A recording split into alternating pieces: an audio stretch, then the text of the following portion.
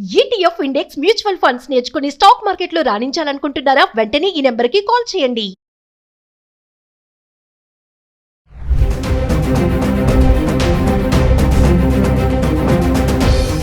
నమస్తే, welcome back to Suman TV. Present మనతో పాటు ఉన్నారు డాక్టర్ రామ్మోహన్ గారు. సార్తో మాట్లాడదాం. నమస్తే అండి. నమస్తే అండి నవీన గారు.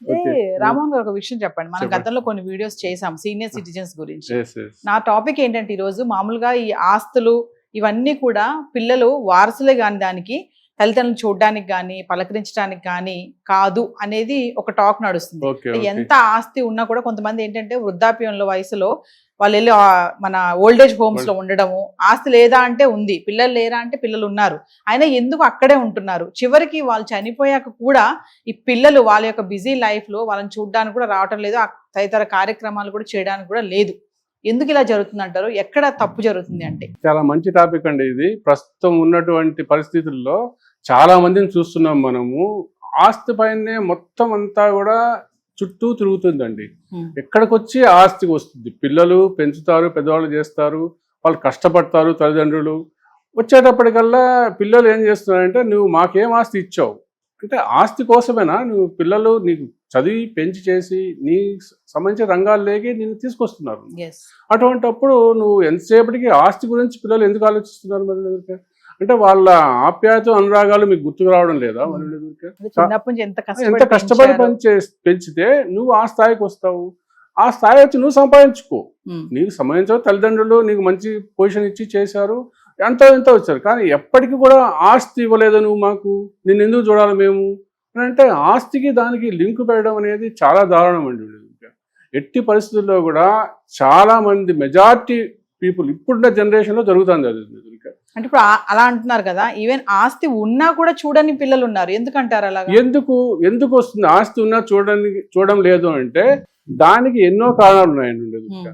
అంటే ఆ తల్లిదండ్రులు వాళ్ళను ఎలా పెంచారు అనే దానికి చాలా మీద దృష్టి పెట్టాల్సి పెంపకంలో చాలా. ఎందుకంటే నీకు ఎంతసేపటికి నువ్వు ఆస్తి పైన పెంచుకోవడానికే నువ్వు ఆ తల్లిదండ్రులు ప్రిఫరెన్స్ ఇస్తున్నారు, కానీ పిల్లలు ఎలా ఉంటున్నారు, ఎలా చదువుతున్నారు. ఇప్పుడు ఈ కాలంలో ఏంటంటే ఇంతకుముందు తల్లి ఇంట్లో ఉండేది, తండ్రి బయటికి పోవాలి. ఇప్పుడు ఇద్దరు పోతున్నారు. ఇద్దరు పోవచ్చు, నేను పోవడం లేదు కావలేదు. ముఖ్యంగా తండ్రి అనేవాడు ఎలా ఉన్నారు, పిల్లలు ఏ బాధ్యత తీసుకుంటున్నారు, చదువుకుంటున్నారు లేదా, వాళ్ళు ఎవరితో ఉంటున్నారు, వాళ్ళని ఏ విధంగా మనం తీర్చిదిద్దుతున్నాము అనేది కొద్దిగా సమయం కేటాయించాలండి వాళ్ళకి. సాయంకాలం రాగానే నువ్వు పొద్దున్న నుంచి పోయి తిరిగి వచ్చేసేసి వాళ్ళని పట్టించుకోకుండా హలో హలో అనుకుంటే వాళ్ళకి ఏమంటే ఆ మెదడు అనేది చిన్నప్పట్లోనే వాళ్ళకి ప్రభావం పడుతుందండి చిన్నపిల్లల్లో. ఆ ప్రభావంతో వాళ్ళు పెద్ద అయిన తర్వాత ఏం చేస్తారంటే, మా తండ్రి నన్ను పట్టించుకోకుండా ఆయన ఎంతసేపటికి సంపాదన ఉన్నారే, నేను ఎందుకు, నాకు ఇది మానసిక స్థితి వాళ్ళకి మారుతుందండి. అలా కాకుండా ఉండాలంటే ఎట్టి పరిస్థితుల్లోనూ పెద్దలు అంటే తల్లిదండ్రులు, ముఖ్యంగా తండ్రి బాధ్యత, తల్లి ఇంటి బాధ్యత తీసుకుంటుంది, చేస్తుంది.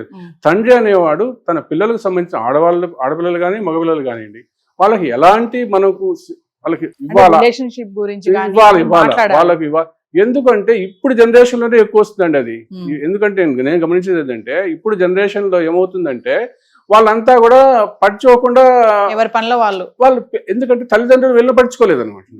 అటప్పుడు మేము ఎందుకు పట్టించుకోవాలా అనేది అది తప్పండి ఉండేది. వాళ్ళు తల్లిదండ్రులు ఎందుకు సంపాదించుకోవాలని చెప్పని చేసి నీకోసమే సంపాదించే చేశారు. అందుకని వాళ్ళని పట్టించుకోకుండా ఉండి నువ్వు ఇదే పరిస్థితి తీసుకొస్తే ఇంకా రాను నీకు అదే పరిస్థితి వస్తుంది అనమాట. అయితే ఒక విషయం చెప్పండి రామ్మోహన్ గారు, ఇప్పుడు చాలా మంది ఆస్తులు ఉన్నా, మంచి డబ్బు ఉంది, పిల్లలు ఉన్నా కూడా ఈ ఓల్డేజ్ హోమ్స్ లోనే ఉండడానికి ఇష్టపడుతున్నారు. అక్కడే చాలా హ్యాపీగా ఉంటున్నారు వాళ్ళు. ఎందుకంటే ఆ వయసులో ఇప్పుడు వీళ్ళేమనుకుంటారంటే, పిల్లలు మా దగ్గర ఉండొచ్చు కదా, మా పిల్లల్ని చూసుకోవచ్చు కదా, మేము ఉద్యోగాలు చేస్తున్నాము, ఎందుకు మీరు అక్కడ ఉంటారని అడిగినప్పుడు, లేదు మాకు ఇక్కడ హ్యాపీగా ఉంది మా లైఫ్, మాకు ఒక అదేమంటారు హ్యాపీనెస్ కావాలి, మేము షేర్ చేసుకోవాలి, ఫ్రెండ్స్ కావాలని అంటూ ఉంటారు. అది ఎంతవరకు నిజం అంటారు?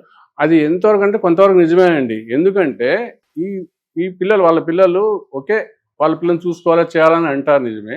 కానీ ఏం చేస్తారంటే వాళ్ళకి సంబంధించినటువంటి ఆ ఏజ్లో వాళ్ళకి కావాల్సినటువంటి తోడు ఉండాలా, మాట్లాడుకోవాలా అనేది ఉండదు.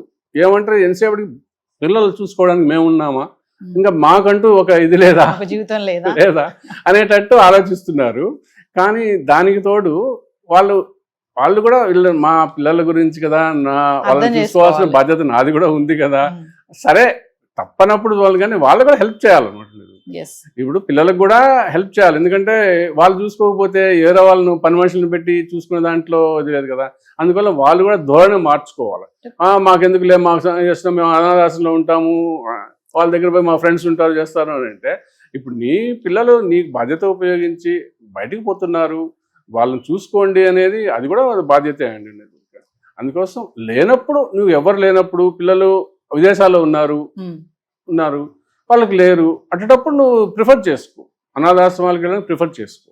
ఇక్కడ ఉండి చేసి వాళ్ళు ఒకవేళ చూడకపోతే నీకు ఒకవేళ ఉండొచ్చు, ఒక కుటుంబ పరిస్థితుల్లో కొన్ని ఇది ఉండవచ్చు, సరిగ్గా చూడకపోవచ్చు, కొద్దిగా సర్ది చెప్పుకోవాలి ఎవరన్నా కానీ. కొన్ని సంఘటనలు ఉంటాయండి, చాలా మంది పెద్దవాళ్ళు ఏంటంటే చాదస్తంగా ఉంటారు, వాళ్ళ పని వాళ్ళు చేసుకుని సైలెంట్ గా ఉండొచ్చు కదా, ప్రతి దాంట్లో ఇన్వాల్వ్ అవుతారని చెప్పేసి కొంచెం చికాకు పడుతూ ఉంటారు యువత. అది అది అది కొంతవరకు కరెక్టే అండి ఉండేది. వాళ్ళు కూడా కొద్దిగా మార్చుకోవాలండి, ధోరణి మార్చుకోవాలండి. ఎందుకంటే కొంతమంది మేము గమనిస్తూ ఉంటాం, మేము ఉండేది వాళ్ళు ఏం చేస్తారంటే ప్రధానికి కూడా నేను చెప్పినట్టు విను అంటే, వాళ్ళకి అప్పట్లో మేము చెప్పినట్టు వినేవాళ్ళు కదా పిల్లలు, ఇప్పుడు వినడం లేదే, అది కాదు. అది జనరేషన్ వచ్చే కొద్దీ వాళ్ళకు సొంత భావాలు ఉంటాయి, వాళ్ళు అలాంటి ఆలోచన పెట్టుకోకూడదండి. సరే మా పిల్లలు మా జనరేషన్ అయిపోయింది, వాళ్ళు పైకి వస్తున్నారు, వాళ్ళని కూడా తీసుకురావాలా, అందుకోసం ప్రతి దాంట్లో ఇన్వాల్వ్మెంట్ ఉండకూడదు. అది ఒక్కటి బాగా నేర్చుకోవాల్సిన ఇప్పుడు సీనియర్ సిటిజన్స్ కుటుంబంతో కలిసి ఉన్న వాళ్ళు అక్కడే ఎక్కువ వస్తుందండి, డిఫరెన్సెస్ అనేది అక్కడే వస్తుంది అనమాట. అందుకని వాళ్ళకి అడ్జస్ట్మెంట్గా ఉంటూ వాళ్ళ పిల్లల్ని చూసుకుంటూ చాదస్తం ఎక్కువ పెట్టుకోకుండా ప్రధానికి నువ్వు ఇట్ట చేయి అది చెయ్యి, నాకు అది పెట్టలేదు, ఈ పది ఇవ్వలేదు, ఆ కోడలు అనుసరి కంప్లైంట్స్ అనేది రాగానే మొదలు పెట్టాకండి. ఇలాంటి కొన్ని సంఘటనలు చూసినప్పుడు అండి, తల్లిదండ్రులు ఇలా వృద్ధాశ్రమంలో ఉండడం వల్ల ఈ తరం యువత ఏమనుకుంటారంటే అసలు పిల్లల్ని కనకూడదు, సంపాదించాలి, ఎంజాయ్ చేయాలి. లేదండి అనుకుంటే మొత్తం స్టాండ్స్ అయిపోద్దండి, బయాలజికల్ ఇది రాదనమాట, భయపడిపోతున్నారు. అట్లా భయపడద్దండి, యువత భయపడద్దండి. ఎందుకు భయపడుతున్నారంటే వాళ్ళు అలా చూడలేదు, మమ్మల్ని కూడా అలా చూస్తారేమో మా పిల్లలు అంటే, వాళ్ళు సరిగ్గా చూసుకోవడం లేదు కదా, వాళ్ళ తల్లిదండ్రులు సరిగ్గా చూసుకోవడం లేదు, అందుకే మేము పిల్లలు కంటే మమ్మల్ని కూడా చూసుకుంటారేమో అని చెప్పి భయపడుతున్నారు. అలా భయపడకూడదండి. అది వాళ్ళు ధోరణి మార్చుకొని వాళ్ళని కొద్దిగా తల్లిదండ్రులను చూసుకుని, అందరూ తల్లిదండ్రులు అట్లా సహాయించే వాళ్ళు ఉండరు, పిల్లలు ఇలా ఉండరు అనమాట.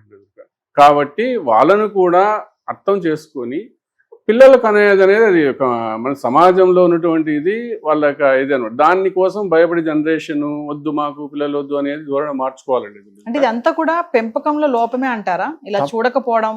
చాలా మాత్రం పెంపకంలో లోపం అండి. ఎందుకంటే చిన్నప్పుడు ఎలా ఉంటే వాళ్ళను తీసుకొస్తారో దాని ప్రకారమే వాళ్ళ యొక్క ఇది అభివృద్ధి ఉంటుందండి.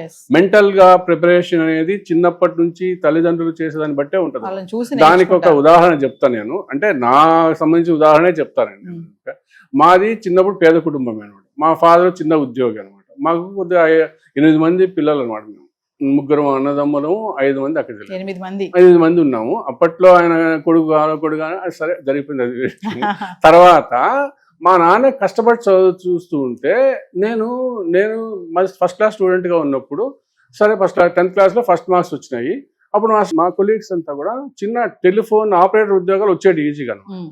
మా నాన్న కష్టపడుతుంటే లేదు మా నాన్న కష్టపడుతున్నాడు, నేను ఎందుకు మానేసుకొని టెలిఫోన్ ఆపరేటర్ చేసుకుంటాను అట్లా అని మా నాన్న అడిగితే ఆయన చాలా కోపడ్డాడు.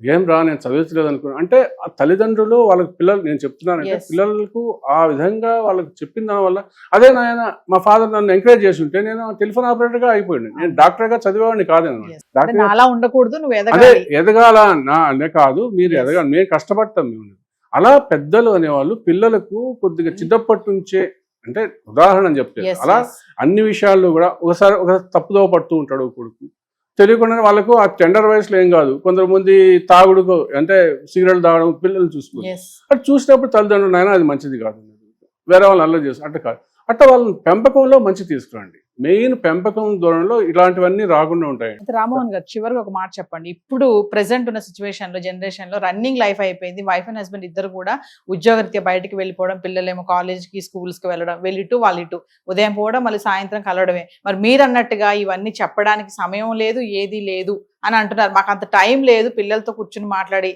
అని అంటున్నారు. అలాంటి వాళ్ళకి మీరు ఏమైనా చెప్తారా? దానికి ఏం చెప్తానంటే, నేను మీరు ఇక్కడ నుంచి 3 గంటలు ఎక్కడో పోయి ఉద్యోగం చేసుకునేటట్టు సాధ్యమైనంత వరకు దగ్గరలో మీకు ఉద్యోగం ఉన్నది కానీ ఎక్కడున్న చోట దగ్గరలో కూడా మీరు నివాసం ఏర్పరచుకొని, అంటే ఈ సిటీలో అలాంటి Yes, సాధ్యం yes. కాదు, కానీ ప్రయత్నించండి. వాళ్ళకు టైం ఉండదు, మీరు కష్టపడి వచ్చినప్పుడు సాయంకాలం టైం ఉండదు, కొద్దిగా టైం కేటాయించండి, పిల్లలకు టైం కేటాయించండి. దాని యొక్క ఎఫెక్ట్ చాలా ఉంటుందండి, ఫ్యూచర్లో వాళ్ళని తీర్చిదిద్దడంలో చాలా Yes. ఎఫెక్ట్ ఉంటుంది అనమాట. అందువల్ల సాధ్యమైనంత వరకు మీరు అలవాటు చేసుకోండి, పిల్లల కోసము టైం కేటాయించి వాళ్ళకు మంచిగా కొద్దిగా మంచి మాటలు చెప్తూ వాళ్ళు ఏదైనా పక్కదారిలో పోతూ ఉంటే సరైన మార్గంలో పెట్టడము అలా చేసుకుంటే సాధ్యమంతో చాలా వరకు ఇవి నివారించవచ్చు అండి. Yes. ఈ వాళ్ళ ఆలోచన ధోరణి మారుతుంది, పెద్దవాళ్ళు అయిన తర్వాత చేసుకోవాలా అని అనిపిస్తుంది. ఇది మేధావి వర్గంలో కాదండి, పేద కుటుంబాల్లో కూడా చాలా మాత్రం తల్లిదండ్రులు చూసుకోవడం ఉంది. ఓన్లీ మనం అనుకుంటాము మేధావి వర్గంలోనే అంతా బాగా ఉన్న వాళ్ళు ఇలా చేస్తారు అనేది కాదు. చాలా మంది వాటిల్లో కూడా ఈ విధంగా జరుగుతుంది అనమాట. ఎందుకంటే వాళ్ళకు అపోహలు ఉన్నాయన్నమాట. పిల్లలకు కొంతమందికి అపోహలు ఉన్నాయి, Yes. మమ్మల్ని సరిగ్గా చూసుకోలేదు, మమ్మల్ని ఆస్తి ఇవ్వలేదు. అవన్నీ ఆస్తి ముఖ్యం కాదండి. ఇక్కడ మాకు అది ఇవ్వలేదు, మాకు ఇది అదే ఇవ్వలేదు, మేము ఆస్తి ఎందుకు అనేది చూడాలి వీళ్ళని? ముఖ్యమే కాదండి. ఉండేది ఆప్యాయతలు అనురాగాలు పెంచుకుంటూ వస్తూ ఉంటే దాంతో పాటు బాధ్యత అనేది కూడా Yes. వాళ్ళు తీసుకోవాలా, వీళ్ళు తీసుకోవాలి, బాధ్యత అనేది తీసుకోండి. అప్పుడు ఎంత హ్యాపీగా ఉంటారో మీరు గమనించండి. ఎందుకంటే ప్రత్యేకంగా చూసిన చాలా వాటిలో నేను ప్రత్యేకంగా గమనించున్నాను. నేను ఆ విధంగా తల్లిదండ్రులను చూసుకునేటువంటి ఇది, సేవ చేసుకునేది అందరికీ రాదండి. అది అందరూ కూడా గమనించుకోండి.